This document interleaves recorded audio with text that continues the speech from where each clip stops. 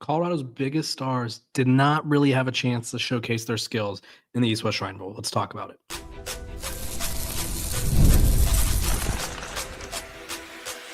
You are Locked On Buffs, your daily podcast on the Colorado Buffaloes, part of the Locked On Podcast Network, your team every day. What is up, everybody? This is Locked On Buffs, a late-night episode of Locked On Buffs. Today's episode is brought to you by Gametime. Download the Gametime app, create an account, and use code LOCKEDONCollege for $20 off your first purchase. We are also brought to you by the Locked On Podcast Network. It's your team every day for free and available wherever you get your podcast. So thank you guys for making me your first listen of the day. Like I said, we are free and available wherever you get your podcast. So make sure to like, subscribe, share this with a friend, share this with your mom, your dog, who cares, making sure more people tune in. Let's talk about it. The East-West Shrine game, I'm in Frisco. I made the rookie move of staying in a hotel that was kind of too far, and I had to take an Uber, 45 minutes, rough. My second Uber, I took a taxi because I couldn't get an Uber, and he was like, "I got you." Charged me double the price of what my Uber would have been, so that was rough. But I don't think anything was as rough as the quarterback play for the West team in the Shrine Bowl. Now, I said, and I know you guys listen to me and you love when I prove I'm right. I think that's what you guys view as your favorite thing about me is I always remember when I'm right and wrong. And this time I was particularly correct in saying that the West team had the worst quarterbacks imaginable for a setting like this. And I was really hoping, let's just put it this way. I was really hoping a guy like LeJontay Wester, Will Shepard, Jimmy Horn, which I don't even – granted, I think I'm going to be honest, guys. I have the wrong contact prescription, and the press box at AT&T Stadium feels like it's 3 miles away. So I don't think I saw Jimmy Horn much, if at all, on the field. So I don't know if he was banged up or just wasn't playing, or maybe he was out there and the quarterbacks just were so bad that we didn't get to see him do anything.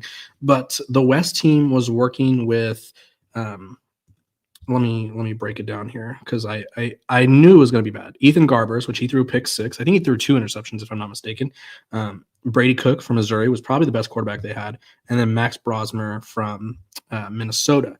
None of those quarterbacks could really get anything going. It was very obvious that the offenses were not going to get much going. Honestly, the only thing that was working in general was the East. That their running back had a pretty solid day for himself, the former Arizona and New Mexico running back. And overall, I think – it's just a game like this, and this is why I say they're done dirty, right? If you're going to put on an all-star game for guys to really impress with their skills, obviously all these guys are brand new. They don't know each other for the most part, except for the other team, or what's the West team? One of the teams had like 4 Cal defensive backs or 4 Cal defenders, and it was like you look on the field and there were just Cal helmets everywhere. But overall, these guys don't know each other, right? They practice for, I think it was 4 days, 3 days maybe. And then also I had a player tell me, I'm not going to name the player after the game because I talked to various players from various programs. I got a cool interview with Cameron and Craig. Check it out on YouTube Shorts. But one of the other players tells me, yeah, dude, they gave us like 3 plays. Like each unit gets 3 plays and they just run those plays. Like I guess. I was like, how many plays do you guys get? I was like, maybe 5, 10. And he goes, no, 3. And so you're telling me that 1, these guys are practicing pretty much the same 3 plays for 4 days. 2, you only get 4 days to really prepare with your team, and we're expecting a good product. Like I've been hearing some, especially because this feels a little competitive, right? The East-West Shrine Bowl versus the Reese's Senior Bowl, there definitely feels like there's a little bit of a beef there, like who's the better one, if you will. And I heard a lot of complaints from media members and players alike out of Mobile saying that Mobile was not it, right? Tough quarterback play, overall bad experience. I think the Shrine Bowl, great experience. I loved every second of it there. They gave us really full access, and it was awesome. Like I'm on the field, I'm talking to whoever I want to. I'm just like, hey, can I grab you for a quick interview? Hey, I'm talking to a Denver Broncos scout. Hey, I'm talking to a Buffalo Bills scout. Like it was such a cool experience. Whereas I'm not hearing the same feedback from the other place. And so if they really want to take this to the next level, I think you got to get these guys out here earlier, right? I think they need to be here for a week and a half. And I know that's a long time, right? That's more time for them to get injured, but it's also more time for them to put on a better product. because I mean today's game was just atrocious. I think the final score is 22-0. The West team, which like I said, quarterbacks consisted of Ethan Garbers from UCLA, who was never really that good at UCLA. I don't even know if he was. He I feel like UCLA did not want him to be the full-time starter, but they just didn't have anything better. Brady Cook, I expected better out of, and Max Brosmer from Minnesota. The offensive lines were bad, quarterbacks were bad. I mean, the play calling, it is what it is. They only have 3 plays to choose from, so it's like they can't do much. Maybe they could flip the play around. I don't know. But Will Shepherd, I think, had the lone catch for the Colorado guys. He had a nice catch at the beginning of the game where it was like nice sideline throw, kind of, and he jumps up, gets in. I was like, okay, here we go. And then all of a sudden, it was like, just kidding. We're never going to see a completion again. Like, I honestly was just like, is anyone going to complete a forward pass? So these were, I had 5 takeaways, and these were my biggest takeaways. And you guys can laugh at them, you can love them. I don't care. But my one takeaway, and I'll show you guys because I thought this tweet was hilarious. For those of you who can't see it, it's a picture of me standing in the end zone. It said times in the end zone, me 1, West offense 0. So I'm prolific as it gets out here. And then I also tweeted, this was pretty funny as well, I thought. Shedeur Sanders would have gained nothing from playing in this game, but gosh, it would be cool to see a quarterback complete a forward pass to his own team. Shedeur Sanders and Cam Ward were on the sidelines, and honestly, by the time the second quarter rolled around, I was like, get these guys out there in street clothes, let them play. Like, don't let the defense hit them, just let them play. Do like a 7-on-7 vibe with 11 players. But here's where my 5 biggest takeaways. Quarterback play, atrocious. Ja'Cory Krosky-Merritt, great name, also made a lot of plays, and I believe he was the MVP. So no surprise there. And then halftime performance, didn't love it, right? I think the dancers, I don't know if they need more practice. What happened there? Saw some people falling, people were off rhythm. Band was amazing, though. I think it was it was an HBCU school. I don't remember which one. I think it was Prairie View, but I don't want to be wrong. But band was amazing. Dancers, I feel like maybe the moment was too big. I don't know. But hey, that seemed to be a trend today. The quarterback's moment was too big. Dancers' moment was too big. I had chicken strips in the press box. I was told they were the warmest, and that's why I picked them, because I go up to the lady and I go, excuse me, miss, ma'am. I don't say miss. That's weird. I said, excuse me, ma'am. Which option would you go with? Because it was chicken strips, brisket, and a burger, right? And I'm very weird about eating. I'll try a lot of foods, but like when I'm at like a sporting event, I don't expect the food to be great. So I was like, which one of these things is the least terrible? And she points me in the direction of the chicken strips. And it was chicken strips, some fried zucchini, and some mac and cheese. And granted, I give it like a 7 out of 10. And, it was okay. Chicken strips were kind of soggy, though. Didn't love it.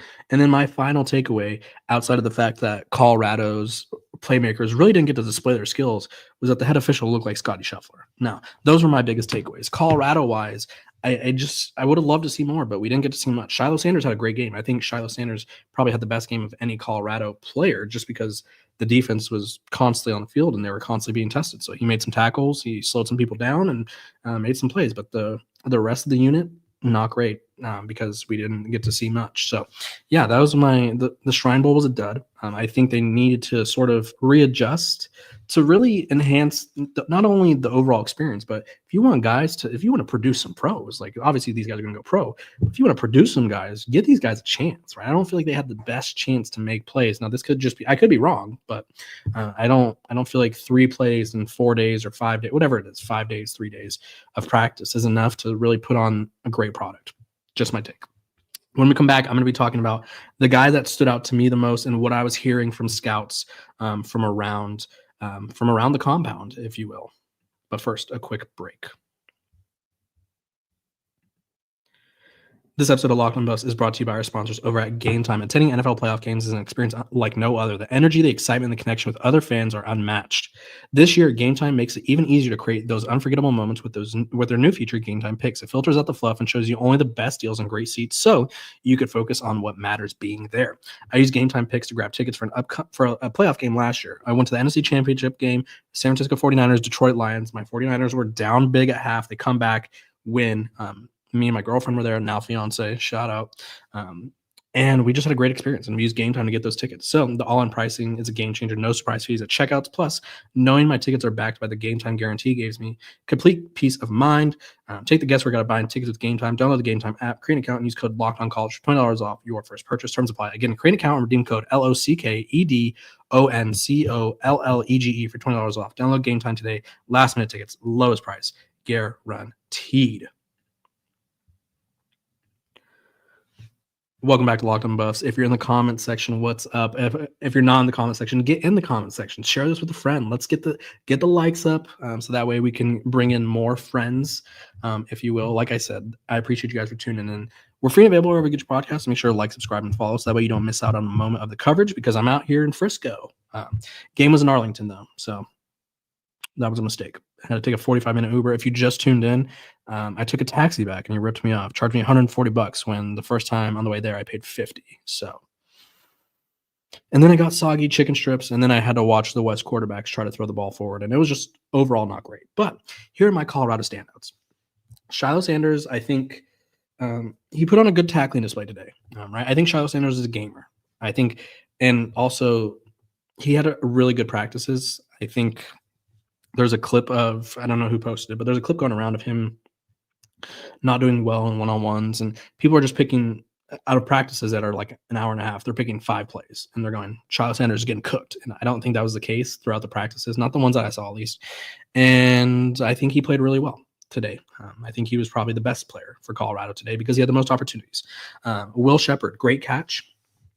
I think the thing about Will Sheppard is he passes the eye test for me. And I mean, all these guys, like, I was shocked when I stood next to LeJohntay Wester. I think I'm 5'7" on a good day, and he's listed at 5'10", and I was like, I don't know about that.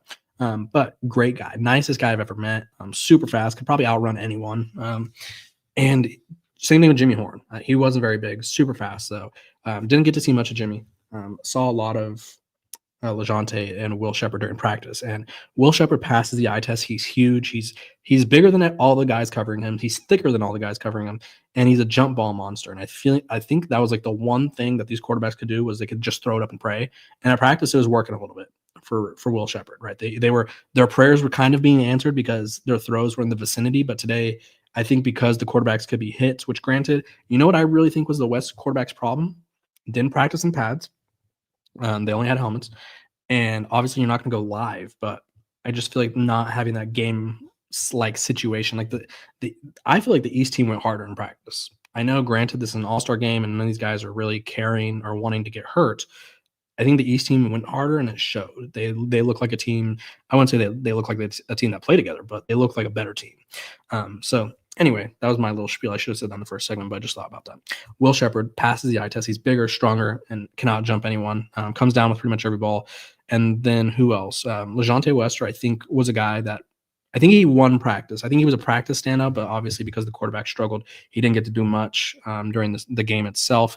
And then, like I said, Shiloh really well. Shador didn't play. Standout though. It sounded like, from what I heard from all the scouts, Shador really impressed during his meetings, and I'm not shocked, right? He seems like have a charismatic personality.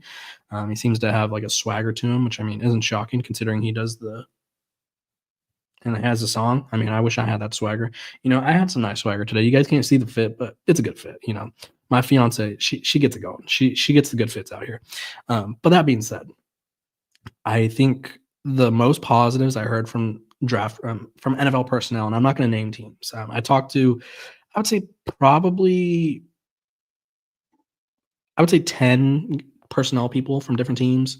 Talked to a CFL guy, shout out.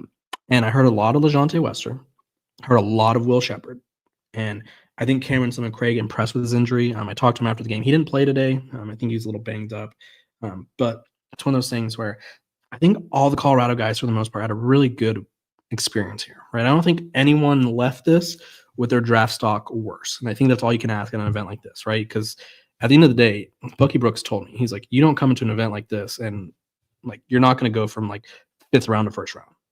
But you will solidify your spot. You will be able to sort of maybe work up a little bit.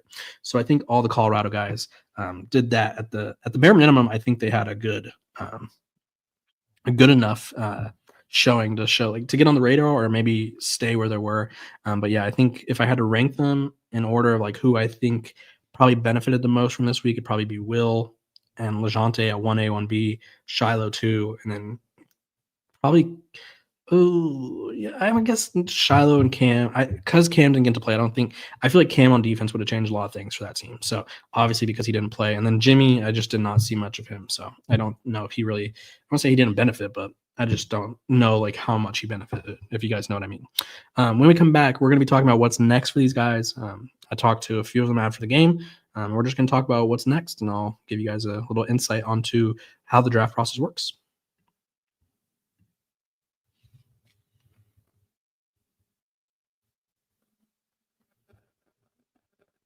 Welcome back to Locked On Buffs.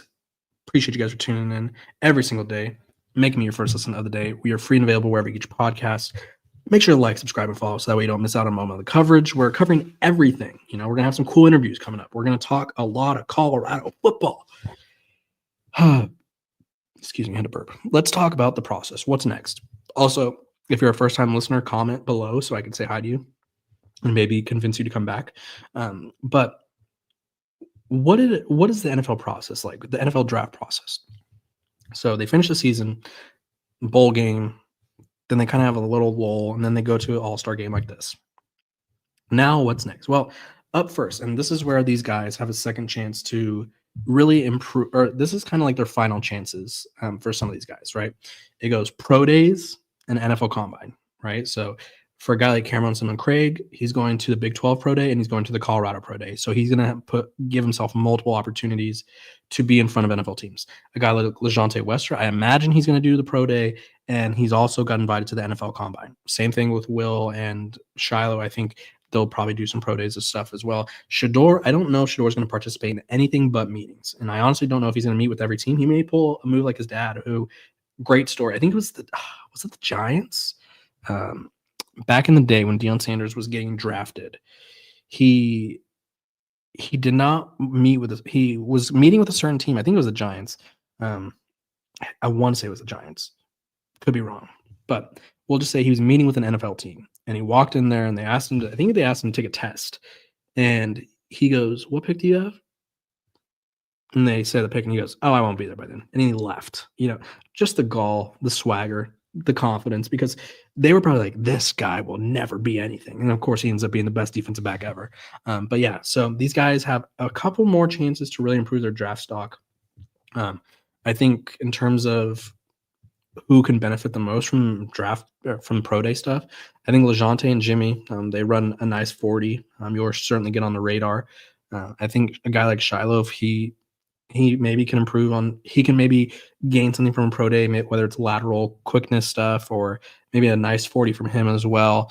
I think Shador really doesn't have anything to gain. He's going to be a top 5 pick. It's just a matter of when, where, and why, who, and all that.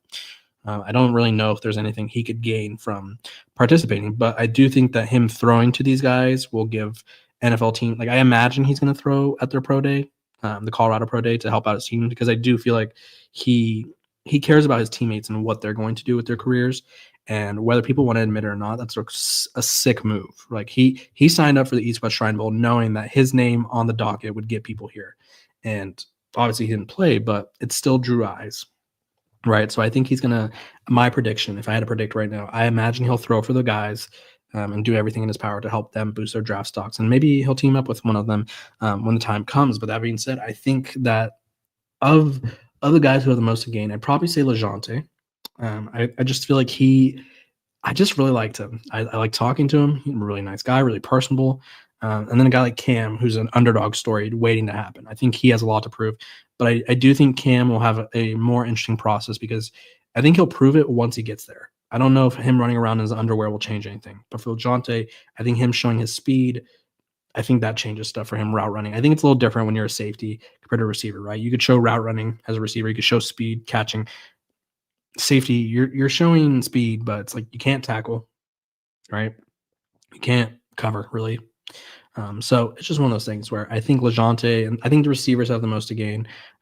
I think Shador has the ability to help the most people. But yeah, that's going to be the NFL draft process. I look forward to covering it every step of the way. I'll be talking about mock drafts. I'll be talking about everything in between. So make sure to like, subscribe, and follow so that way you don't miss out on a moment of the coverage. I appreciate you guys for tuning in, making me your first listen of the day. We are free and available wherever you get your podcasts. Make sure to like, subscribe, and follow. And I will see you guys tomorrow. I hope all of you have a great rest of your night. Thank you for tuning in to this late episode of Locked On Buffs.